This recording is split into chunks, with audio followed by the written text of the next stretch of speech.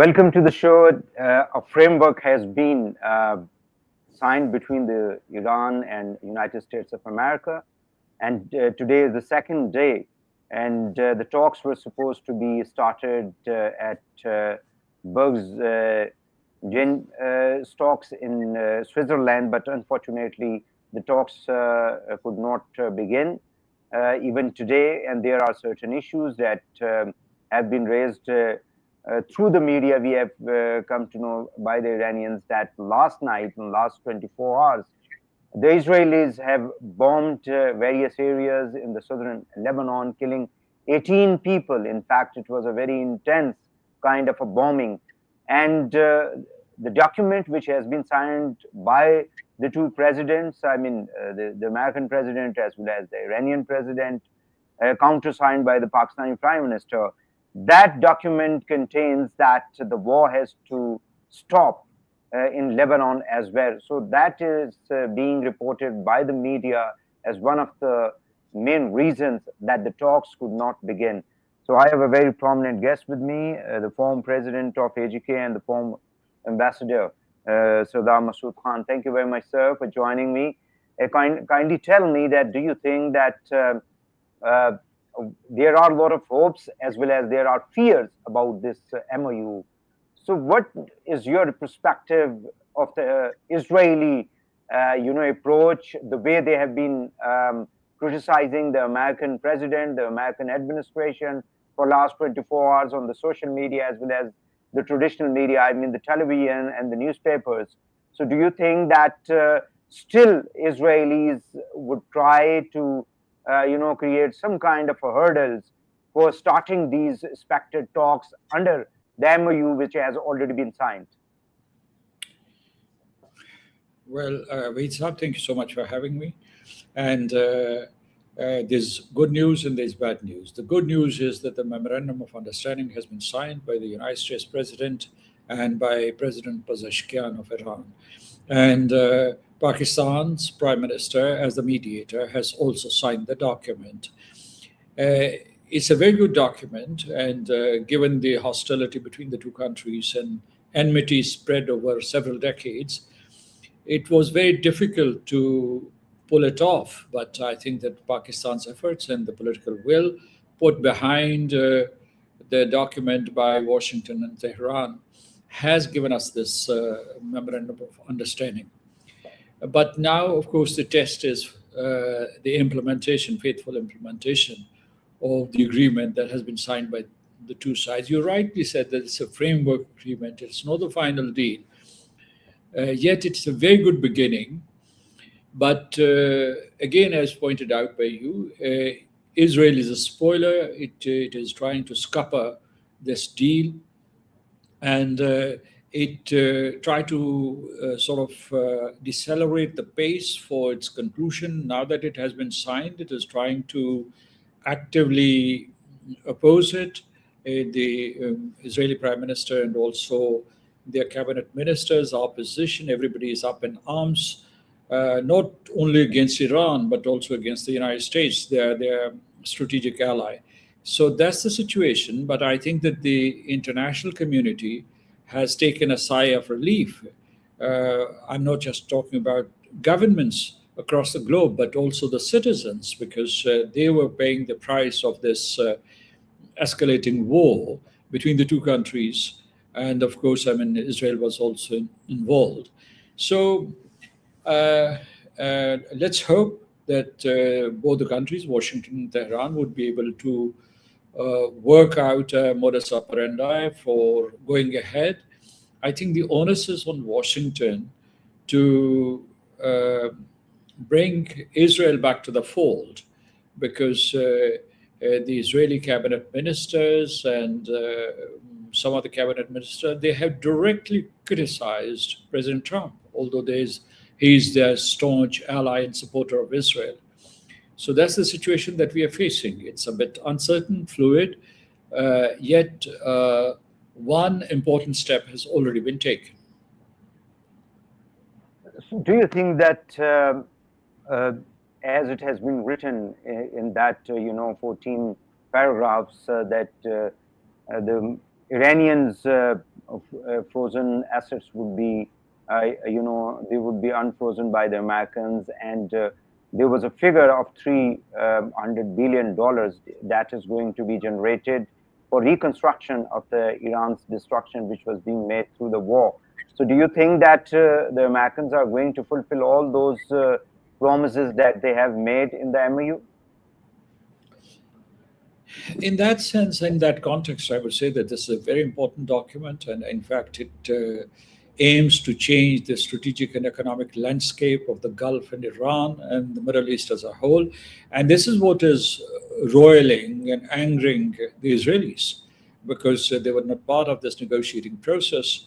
And if all these things, all these steps that you have mentioned, if they are taken, Iran would become a very big power in its own right in the Middle East. I mean, it has now the consent of the United States to sell oil, export oil, and there's no restriction on it to use the international waters. So this would, of course, increase its income. You would recall that in the early phase of the war, when the United States had allowed export of Iranian oil, at that time they had already earned about $15 billion. So if this relief has been given to Iran, and also if the regional allies of the United States, like Qatar and UAE and Saudi Arabia and other Gulf nations, and also Malaysia, Singapore, or Japan and South Korea, if they contribute to this investment fund, or it's also called the Reconstruction Development Fund, then they would become interdependent and their animosities would disappear. So you would have a new ecosystem, a more conducive environment in the Middle East. So I think this is what is worrying the Israelis. And they were complaining, I mean, towards the end of this entire process, they were complaining that they were not even taken into confidence, and the final document was not shared with them. So, but I think let's concentrate on these two things. I mean, you were talking about the unfreezing of the Iranian assets. This can happen. Of course, United States has made it conditional on Iran's commitments, or the fulfillment of Iran's commitments. And this second is this, we've already talked about the Reconstruction and Development Fund, and I think this is going to change the Middle Eastern landscape. If it goes ahead unhindered, this would be not only good for the entire region, but also for countries like Pakistan. Do you think that as the Americans, from the American perspective, in fact, that they have been demanding of the Iranians that not only they will stop, this nuclear program, which already the Iranians have, written that they are not interested in developing any nuclear weapon, and the Americans were demanding to take away, the enriched uranium, which is around 450 kilograms, as being reported in the media.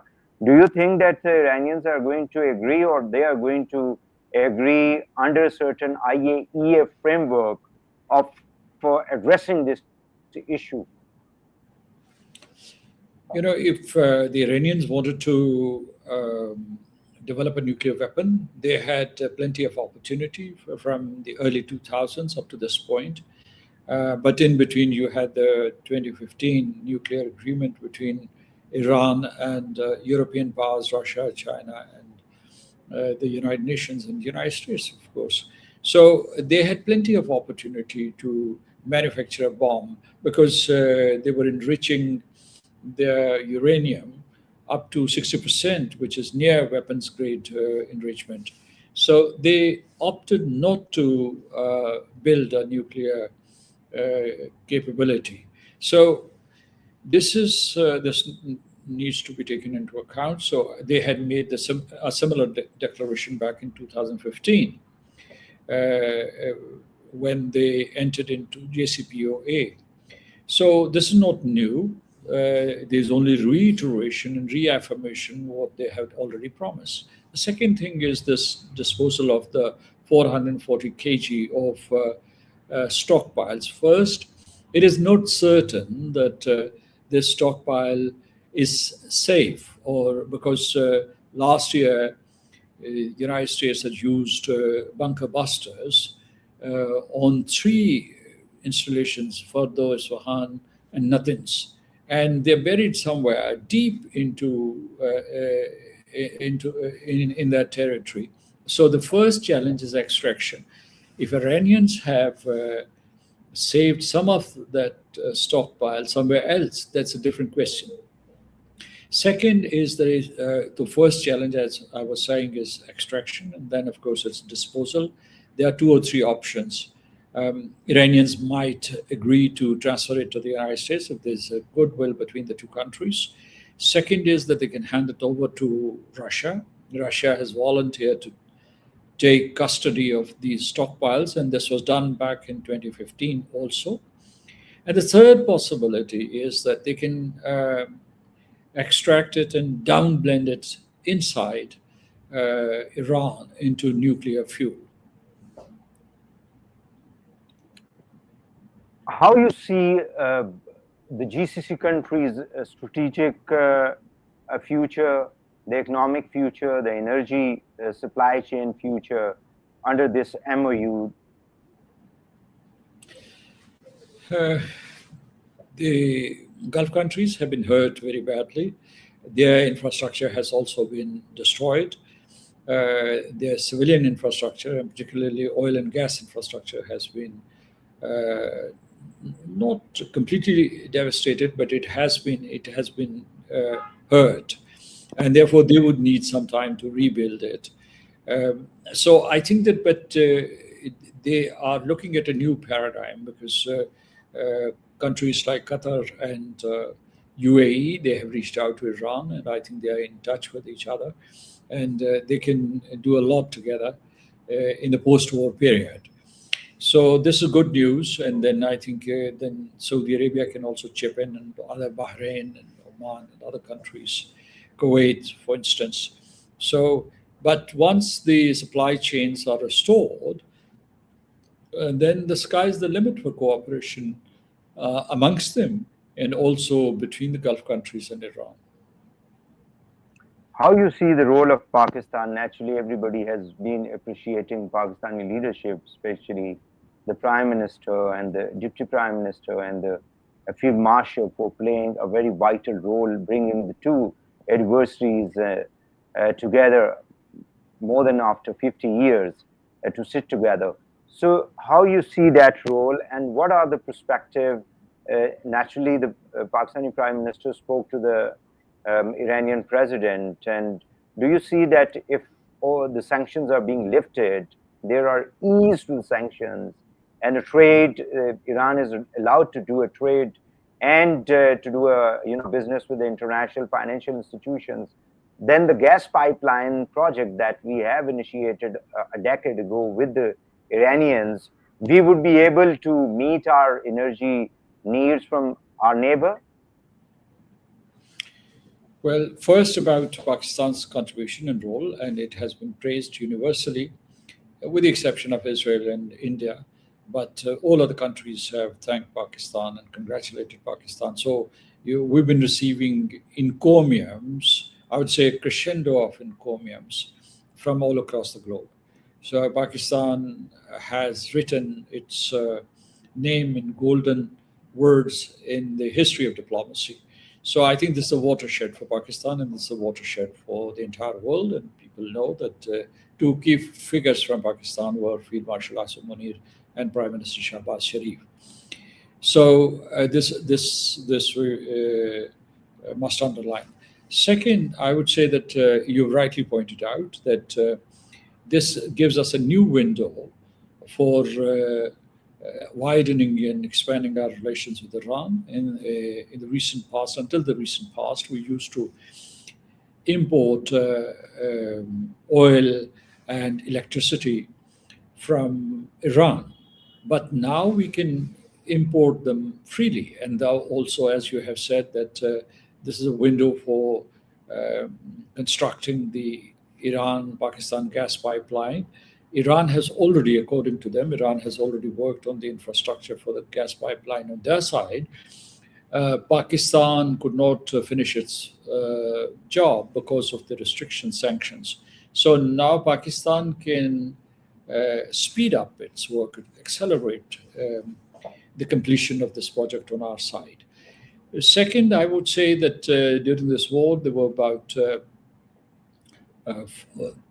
3,000 vessels that docked at Karachi airport. Pardon me, Karachi shipyard or Karachi port. And I mean, whatever the contents they had, the commodities and other things that they were carrying, they were transported by Pakistan using all the three ports, which is, of course, Gwadar and Port Qasim and Port Karachi, to Iran. So I see it as a new corridor. This is linked to China-Pakistan economic corridor, but this is a new corridor, and this must be consolidated. We also must work on complementarity between Chabahar and Gwadar. And Gwadar has also emerged as a key port during the war, and we must develop it further and develop it fast so that it can, in times of crisis, this can be an important port, not only for as a backup, but also as a key competitive port, which can handle merchandise from the Arabian Sea and from the international waters. We should also move closer to the Gulf region. They're already supportive of Pakistan's economy. But beyond that, we should convince them to invest in Pakistan's technological landscape, also in industry, agriculture, renewables. And we should also get some concessions, I must say, in not only the price of gas and oil, but also in freight and insurance and related costs. Thank you very much, Ambassador Masood Khan. Thank you very much for your visionary views on this very important issue that the entire world is looking towards it. Thank you very much, sir. Thank you so much. It was a pleasure to talk to you.